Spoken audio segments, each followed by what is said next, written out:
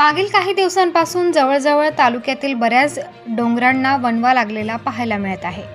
यापासून जंगलामधील असणारे असंख्य जीवाणू, वृक्ष, औषधी वनस्पती हे नष्ट होण्याच्या मार्गावर आहेत। डोंगरांना लागलेल्या आगीमुळे डोंगर काळेकुट्ट व ओसाड झाले आहेत। रोज कुठे ना कुठे एक वणवा पाहावयास मिळतो। या वणव्यामुळे निसर्ग सौंदर्याची हानी व वनसंपदा नष्ट होण्याच्या मार्गावर आहे, हे चित्र स्पष्ट होते। यामध्ये जंगलात असणारे असंख्य जीवांचे अस्तित्वही नामशेष होण्याच्या मार्गावर आहे। म्हणून गुरांना एकेकाळी जंगलात व मिळणारा भरपूर चारा आता मिळेनासा झाला आहे। पाळीव जनावरे, वन्य पशु पक्षी यांच्या उदरनिर्वाहाची साधनेही नष्ट होत चालली आहेत।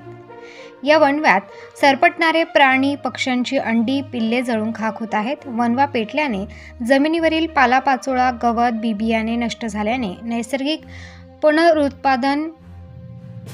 पुनरुत्पादनावर मोठा परिणाम होताना दिसून येतोय। एकीकडे झाडे लावा, झाडे जगवा ही योजना राबवली जाते, तर दुसरीकडे झाडे जळून नष्ट होत आहेत। ही मोठी शोकांतिका आहे। म्हणून वन विभागाने या धोक्याची वेळीच दखल घेणे आवश्यक आहे। यासाठी निसर्गप्रेमींना वन विभागाने सहकार्य करावे।